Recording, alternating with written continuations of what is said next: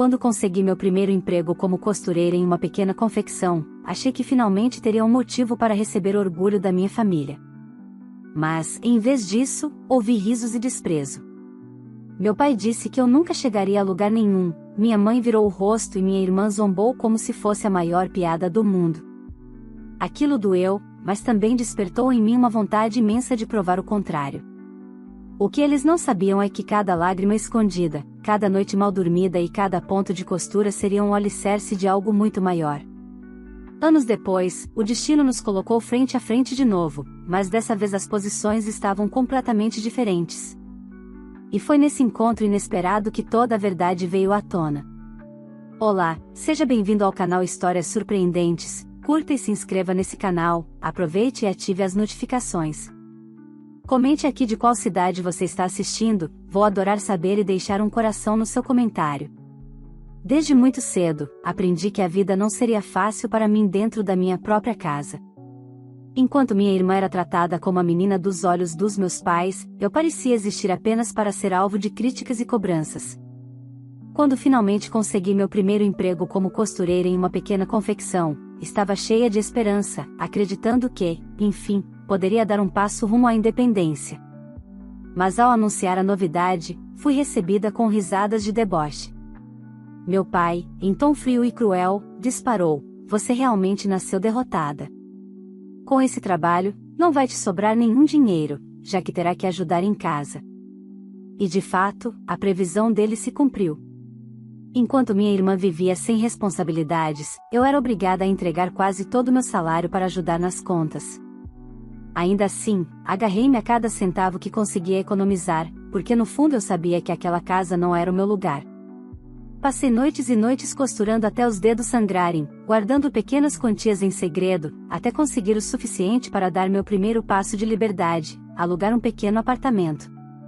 Quando contei aos meus pais que sairia de casa, as risadas voltaram, ainda mais cruéis. "Você não dura um mês morando sozinha", disse minha mãe, ecoando o sarcasmo do meu pai. "Só não venha pedir para voltar, porque aqui não terá mais espaço." Naquele instante, percebi que não havia volta. Estava por minha conta, sem apoio, sem afeto e sem rede de segurança. Os primeiros meses foram duros. Paguei caro pela minha independência, muitas vezes jantando apenas pão com café, mas cada sacrifício era um lembrete de que estava construindo algo meu. Enquanto minha irmã ostentava roupas caras compradas com o dinheiro que nunca precisou conquistar, eu usava minhas próprias mãos para transformar tecidos simples em peças únicas. E, sem perceber, esse talento silencioso começou a se tornar meu maior trunfo. O tempo passou. Aos poucos, minha dedicação me levou além daquelas costuras mal pagas. Fiz cursos, estudei moda em uma faculdade que banquei com meu suor, enfrentei humilhações e portas fechadas, mas não desisti. Trabalhei em diferentes ateliês, aprendi com estilistas renomados e, depois de anos de luta, finalmente fundei a minha própria marca. Uma marca de roupas sofisticadas, que não só conquistou espaço em várias lojas, como também abriu sua primeira loja exclusiva no shopping mais movimentado da cidade. E foi nesse palco inesperado que a vida me trouxe de volta frente a frente com aqueles que tanto me desprezaram. Meus pais e minha irmã entraram na loja, curiosos sobre o burburinho em torno da marca de maior sucesso da região, sem saber que eu era a mente e o coração por trás de tudo aquilo. Quando me viram atendendo um cliente, as risadinhas retornaram, carregadas de deboche, como se nada tivesse mudado. "Costureira de loja de shopping, que progresso", ironizou meu pai, acompanhado pelas gargalhadas da minha mãe e da minha irmã. Mas naquele dia, o destino decidiu que seria eu a rir por último. Um cliente antigo da loja, ao ouvir as provocações, indignou-se com a cena e revelou a verdade, que eu não era apenas uma funcionária, mas a dona e criadora da marca que eles tanto admiravam de longe. Meus pais e minha irmã ficaram atonitos, incapazes de acreditar. E eu, pela primeira vez, ergui a cabeça diante deles, sentindo o peso de cada humilhação transformar-se em força. Aquele reencontro marcava o início de uma nova virada. Eles finalmente teriam que lidar com a verdade que sempre tentaram negar: eu não era derrotada. Eu era a prova viva de que o desprezo deles não me destruiu, mas me impulsionou. E dali em diante, cada passo que eu desse seria não apenas pela minha vitória, mas também pela conta que eles ainda iriam pagar por cada riso de escárnio lançado contra mim. Depois daquele reencontro inesperado na minha loja, fiquei com a imagem deles gravada na mente, o olhar perplexo, as bocas abertas sem saber como reagir, a arrogância transformada em surpresa. Mas, antes de chegar até ali, a estrada foi longa, cheia de pedras e cortes invisíveis.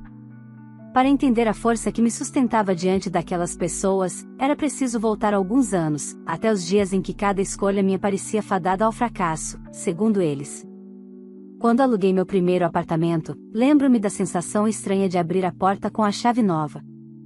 O espaço era minúsculo, uma sala que também servia de quarto, uma cozinha que mal cabia um fogão e uma geladeira ousada, e um banheiro com azulejos antigos que rangiam sob os pés. Ainda assim, para mim era como um palácio. Era o meu lugar. Um refúgio onde não existiam gritos, cobranças, risadas de escárnio ou a eterna comparação com a minha irmã. Eu me sentia livre, mesmo que essa liberdade viesse acompanhada de solidão. O trabalho na confecção era pesado e mal remunerado, mas foi ali que aprendi a ter disciplina. As horas passavam entre tecidos empilhados, linhas coloridas e barulho constante das máquinas de costura. Minhas colegas de trabalho, mulheres batalhadoras como eu, sempre diziam que eu tinha talento. Enquanto elas seguiam os moldes pré-definidos, eu criava pequenos detalhes, ajustes, cortes diferentes que chamavam a atenção. Uma delas chegou a comentar: "Você não nasceu para ficar aqui escondida, menina. Tem mãos de artista." Essas palavras se tornaram combustível para mim. À noite, no meu pequeno apartamento, eu aproveitava retalhos descartados para criar peças exclusivas. Vestidos simples, mas com cortes ousados, blusas que fugiam do padrão das lojas populares. Coloquei alguns à venda em feiras locais, sem grandes expectativas, e para minha surpresa, eles chamaram a atenção. Pouco a pouco, comecei a ter clientes fixos que pediam roupas sob medida. Não era muito dinheiro, mas era um sinal, eu podia ir além. Enquanto isso, minha relação com minha família se resumia a poucas ligações. Quando minha mãe me telefonava, era apenas para cobrar algo: "Sua irmã precisa de dinheiro para comprar um vestido novo pro baile da escola, você podia ajudar?" Eu me recusava, e a resposta vinha carregada de desprezo: "Sempre egoísta, nunca pensa na família." Nessas horas, eu desligava o telefone com o coração apertado, mas determinada a não ceder.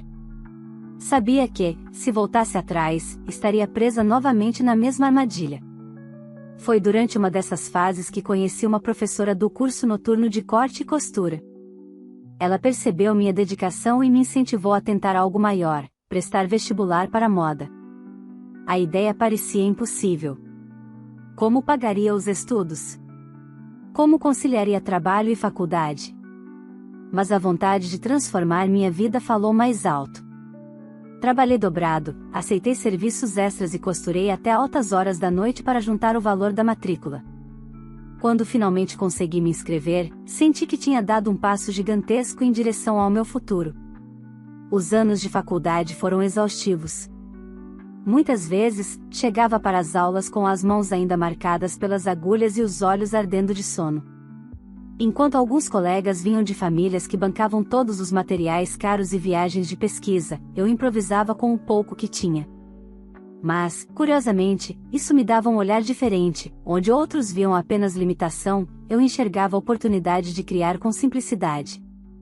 Foi ali que minha identidade começou a se formar. Durante esse período, as raras visitas da minha família só serviam para me desestabilizar.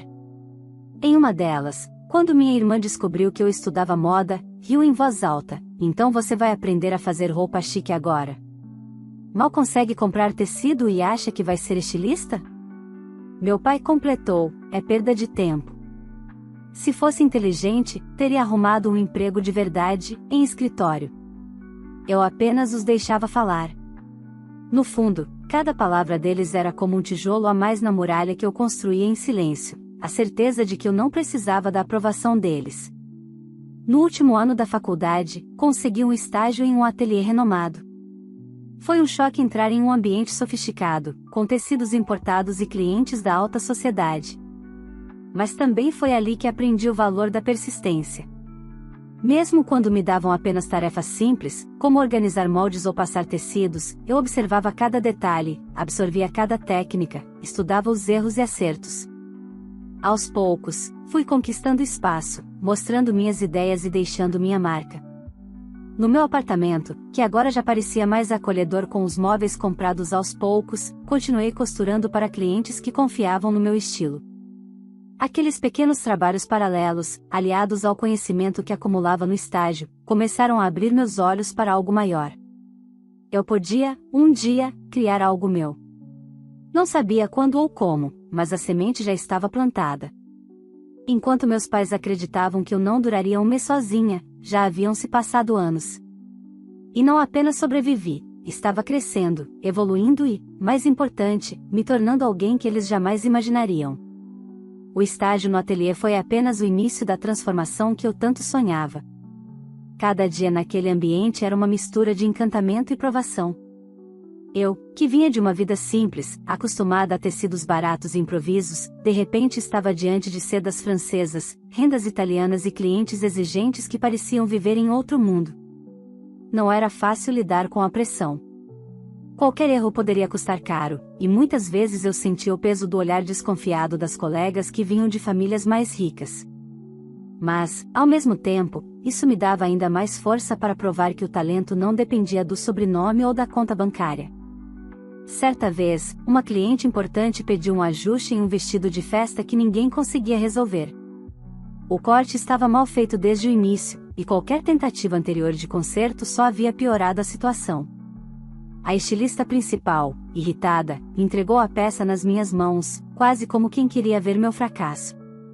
Passei a noite inteira analisando o vestido, desfazendo pontos, recriando a estrutura e, finalmente, entregando algo que parecia novo. Quando a cliente voltou para experimentar e se olhou no espelho, lágrimas encheram seus olhos. Ela agradeceu como se eu tivesse salvado não só o vestido, mas o evento dela. A partir daquele dia, meu nome começou a circular. Ainda não era um reconhecimento público, mas dentro do ateliê passei a ser vista de outra forma. A estilista, antes distante, passou a me observar com mais atenção. Não demorou para que eu recebesse mais responsabilidades, e com elas vieram também as primeiras encomendas assinadas discretamente por mim.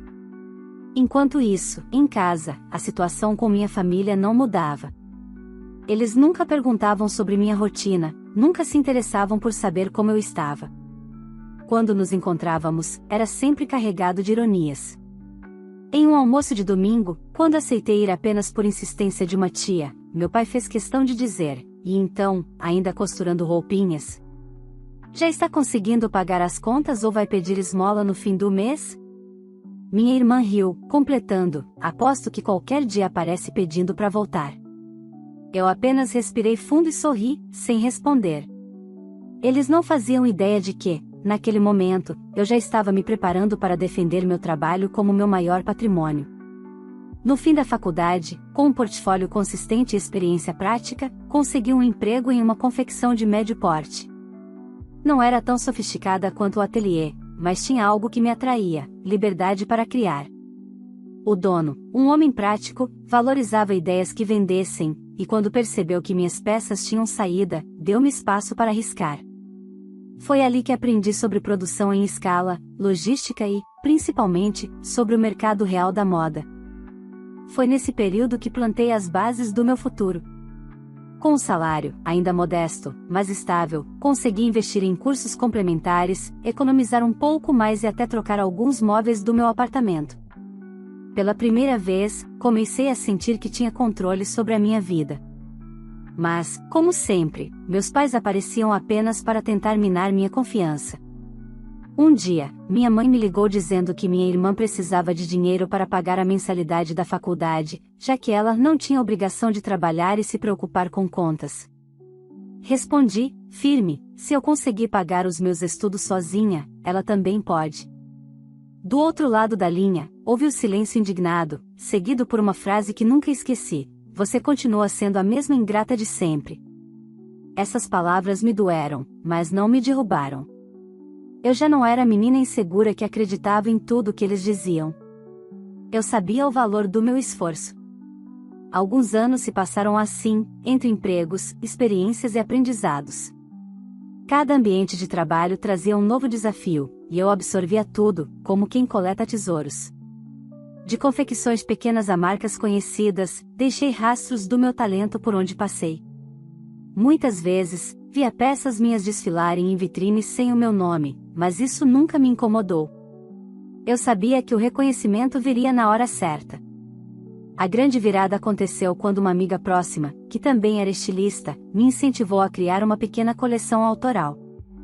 A ideia parecia ousada, investir quase todas as minhas economias em algo que poderia não dar certo. Mas, no fundo, eu sabia que era o momento. Passei semanas imersa em desenhos, tecidos e noites mal dormidas.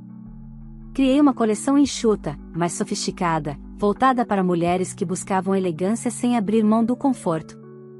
Aluguei um espaço simples em uma feira de moda da cidade e apresentei minhas peças. O resultado foi além de tudo que imaginei. Lojistas se aproximaram, interessaram-se pelas roupas e fizeram encomendas. Voltei para casa exausta, mas com uma sensação que nunca tinha experimentado: eu estava construindo algo meu. Nesse mesmo período, reencontrei uma cliente antiga do ateliê, aquela mesma que um dia tinha chorado ao ver o vestido salvo pelas minhas mãos. Ela não só lembrava de mim como fez questão de me indicar para contatos influentes. Esse empurrão abriu portas que eu jamais teria conseguido sozinha. Enquanto meu trabalho crescia e minha marca começava a ganhar forma, minha família seguia ignorante quanto à minha trajetória. Para eles, eu continuava sendo a filha derrotada, a costureira sem futuro. Mal sabiam que o futuro estava a poucos passos de explodir na frente deles, de um jeito que jamais poderiam imaginar. Aquela primeira coleção autoral foi a fagulha que acendeu o incêndio da minha trajetória.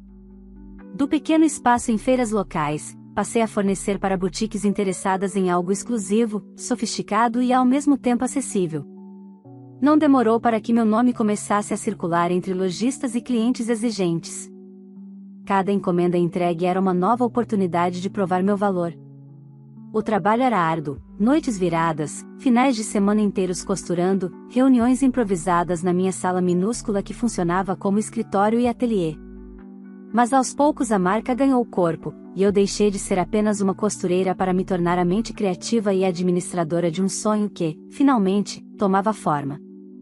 Com o tempo, contratei 2 funcionárias para me ajudarem.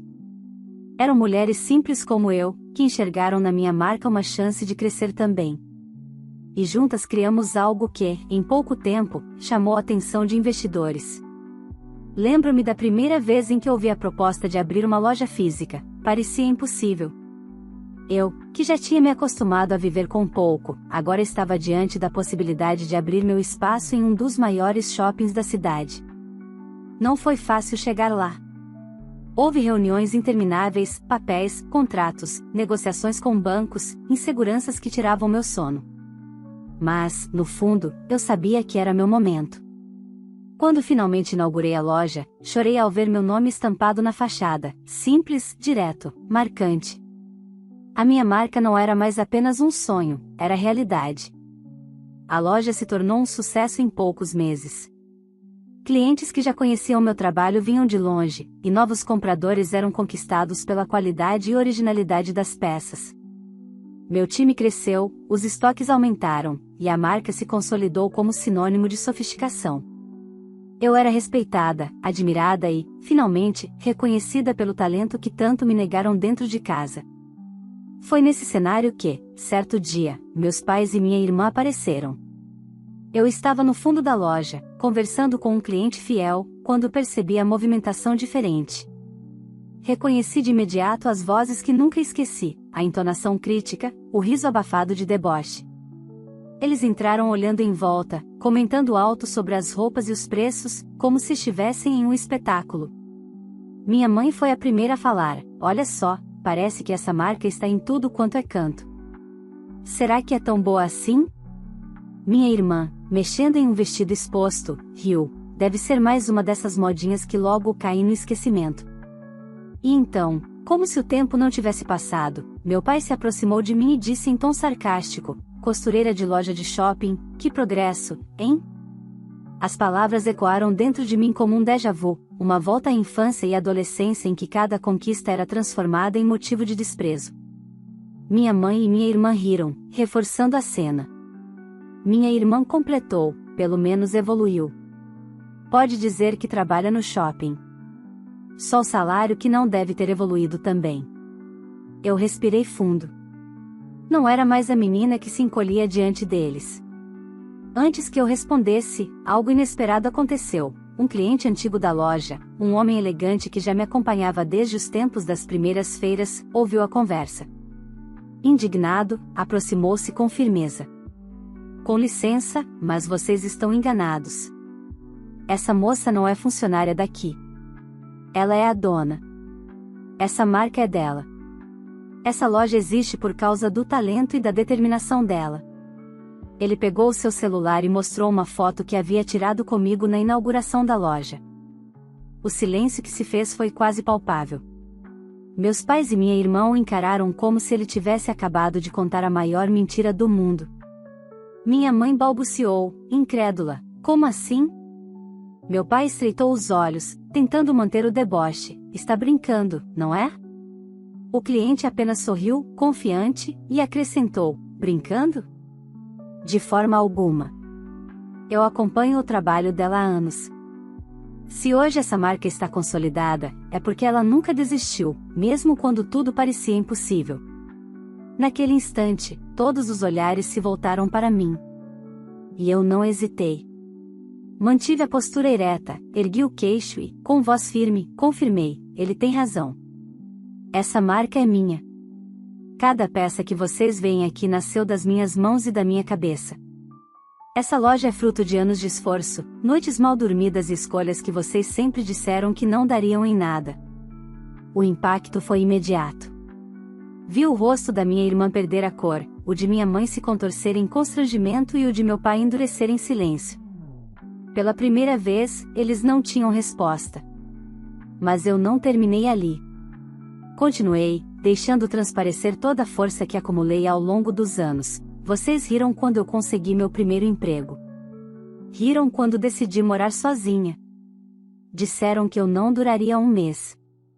Hoje, anos depois, não só continuo de pé como também construí algo que nem nos seus melhores sonhos vocês poderiam imaginar. O cliente sorriu satisfeito, como quem sabia que presenciava um momento histórico. Outros clientes que estavam na loja, percebendo a tensão, se aproximaram discretamente, criando uma pequena plateia. Era como se a vida tivesse preparado aquele palco para mim, para que eu finalmente mostrasse a verdade. Meus pais e minha irmã, no entanto, não aceitaram facilmente. Meu pai tentou manter a arrogância, soltando uma risada nervosa. Então quer dizer que agora você é importante? Vamos ver até quando isso dura. Mas eu apenas sorri. Não precisava mais me justificar. A verdade já estava diante deles, clara, irrefutável. E, no fundo, eu sabia, aquele era apenas o começo do preço que teriam de pagar por cada humilhação que me fizeram suportar. Depois daquele encontro na loja, a notícia correu pela cidade mais rápido do que eu poderia imaginar. Muitos clientes comentavam que haviam presenciado a cena ou ouvido falar dela. Eu, que durante anos fui motivo de chacota dentro da minha própria casa, agora era reconhecida como dona de uma marca consolidada, respeitada e em expansão. Minha loja no shopping era apenas o começo, já estava em negociações para abrir uma segunda unidade em outra cidade, e a cada coleção, a procura aumentava. Mas enquanto minha vida caminhava em direção a horizontes cada vez maiores, a de meus pais e de minha irmã seguia em sentido contrário. A arrogância que eles carregavam como um troféu começou a pesar quando a realidade bateu à porta. Meu pai, que sempre se orgulhava de ter estabilidade no emprego, acabou sendo demitido após décadas de serviço. A empresa passava por cortes, e, com a idade avançada, ele se viu sem espaço no mercado. Minha mãe, que trabalhava em uma escola particular, também foi dispensada quando a direção decidiu renovar o quadro de funcionários. Já minha irmã, que durante anos viveu de caprichos e da falsa segurança de que sempre teria os pais para sustentá-la, enfrentava o desemprego após ser dispensada de uma agência de publicidade. Em pouco tempo, a situação deles se tornou delicada. Dívidas começaram a se acumular, o padrão de vida que tanto ostentavam já não podia ser mantido, e, aos poucos, foram percebendo que não tinham para onde correr. Foi então que decidiram procurar justamente a pessoa que, durante toda a vida, menosprezaram, eu. A ligação veio em uma noite de terça-feira, quando eu revisava os moldes da nova coleção. Minha mãe foi direta, sem rodeios: sua irmã está sem emprego, seu pai sem condições de arrumar outro, e eu também estou sem salário. Precisamos da sua ajuda. Do outro lado da linha, eu respirei fundo. Por um momento, pensei em como teria sido bom ouvir algo diferente, talvez um pedido de desculpas, uma palavra de reconhecimento. Mas não. Era apenas mais uma cobrança, como tantas que eu já havia recebido no passado. Vocês querem que eu ajude financeiramente? Perguntei, mesmo sabendo a resposta. É claro. Ela respondeu, com a mesma altivez de sempre. Somos sua família. Você está bem de vida, deve isso a nós. A frase ecoou como um estalo. Deve isso a nós. Fiquei em silêncio por alguns segundos, tentando absorver a audácia daquela afirmação. Eu devia a eles? Aos mesmos que me rejeitaram, humilharam e riram de cada passo que dei? Não devo nada a vocês. Respondi, firme. Tudo o que conquistei foi com o meu esforço, com minhas noites mal dormidas, com os sacrifícios que vocês nunca se importaram em reconhecer. Não tenho obrigação de sustentar ninguém. Houve um silêncio indignado, quebrado pela voz irritada do meu pai que pegou o telefone da minha mãe. Escuta aqui, menina. Você não estaria onde está se não fosse por nós. Fomos nós que te demos teto e comida.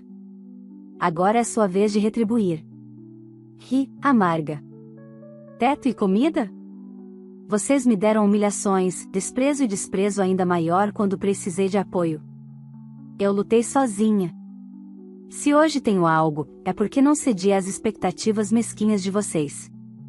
Minha irmã, que até então estava calada, tomou o telefone com a voz carregada de rancor. É incrível como você se acha melhor que a gente. Sempre quis competir comigo, e agora acha que venceu só porque tem uma loja. Mas não esqueça, somos sua família. Você é obrigada a nos ajudar. Obrigada? Retruquei, a voz firme e serena. A única obrigação que tenho é comigo mesma. Eu não virei as costas para vocês, foram vocês que viraram as costas para mim quando mais precisei. Agora colhem o que plantaram. As vozes se sobrepuseram em um coro de indignação.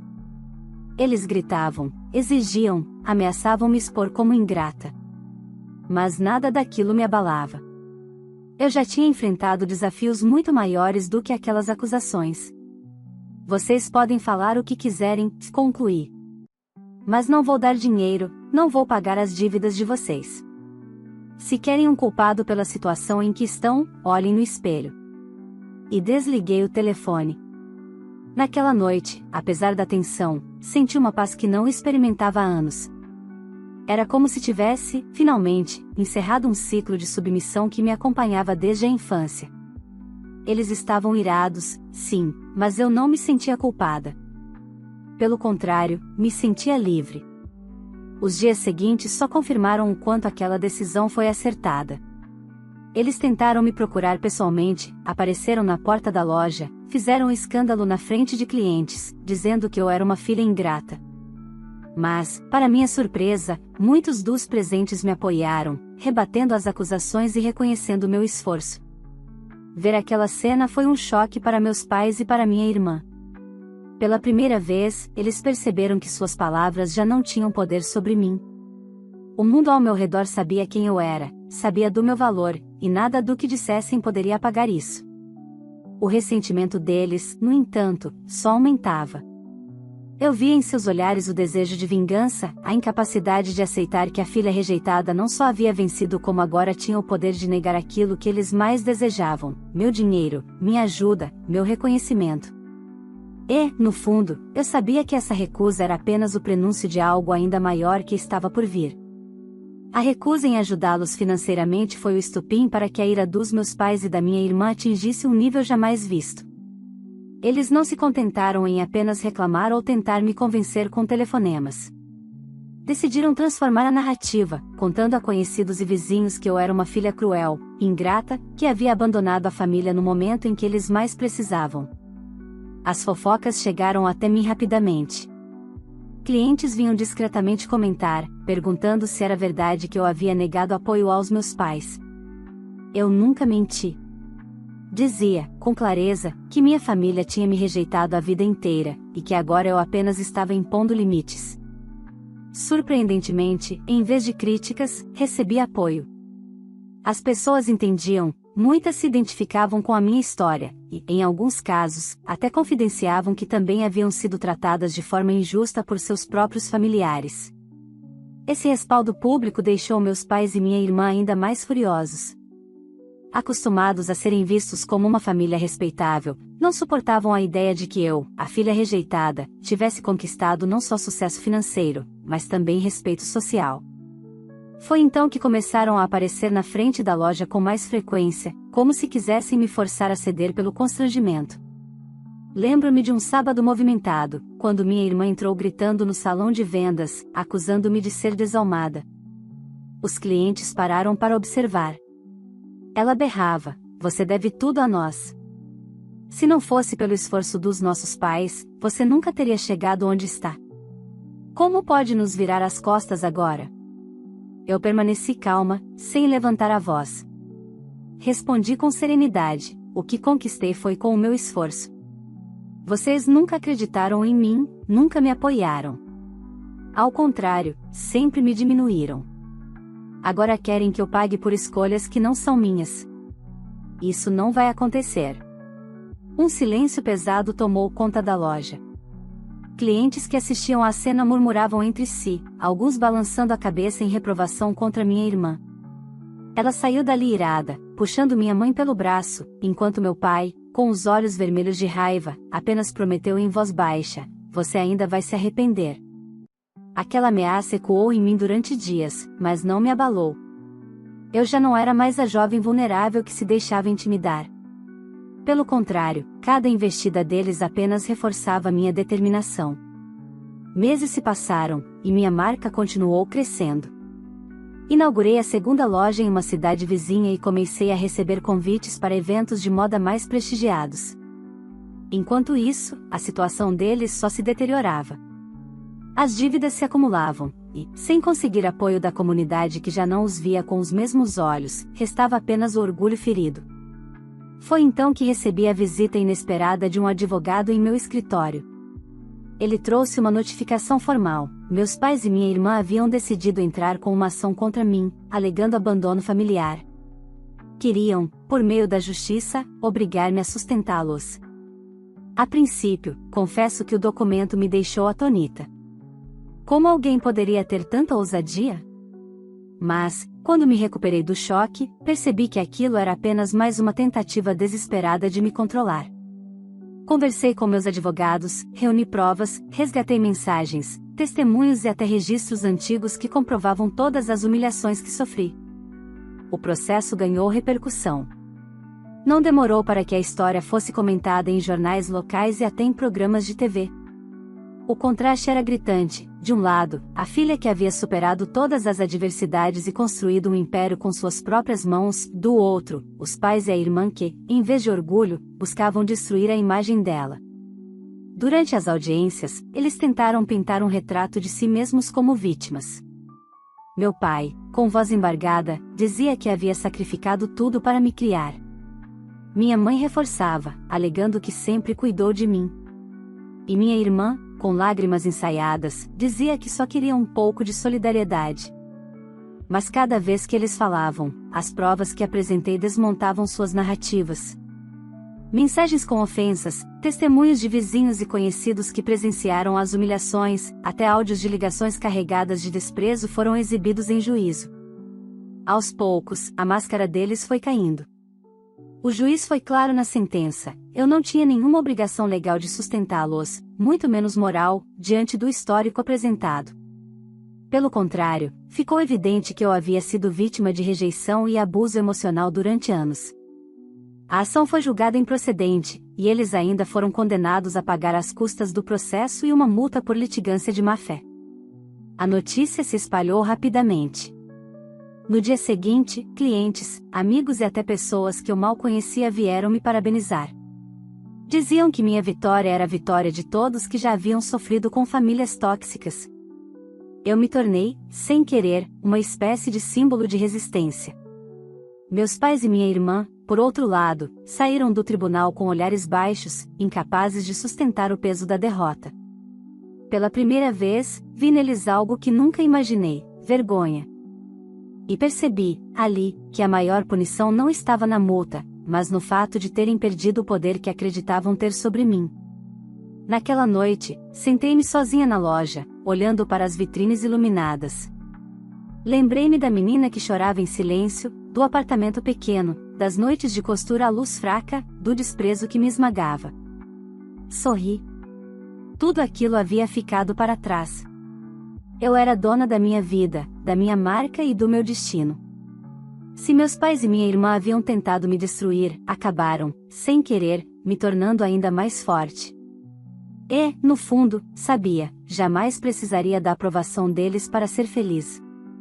E então, o que você faria no lugar dessa filha? Depois de tantos anos sendo rejeitada e humilhada pela própria família, você teria coragem de negar ajuda financeira, mesmo diante das pressões e chantagens? Se essa história tocou o seu coração, não esqueça de curtir o vídeo, isso ajuda demais o canal a crescer e alcançar mais pessoas que também gostam de histórias emocionantes como essa. Aproveite para se inscrever no canal e ativar as notificações, assim você não perde nenhum dos próximos capítulos cheios de emoção, superação e reviravoltas surpreendentes. Também quero muito saber a sua opinião. Você teria a mesma atitude da filha ou agiria de forma diferente? De qual cidade você está assistindo esse vídeo? Me conte nos comentários, porque eu vou passar lá e deixar um coração no seu comentário especial. E não se esqueça, compartilhe esse vídeo com seus amigos e familiares. Quem sabe essa história não inspira alguém que esteja vivendo algo parecido? Vamos juntos transformar cada história em um aprendizado de vida.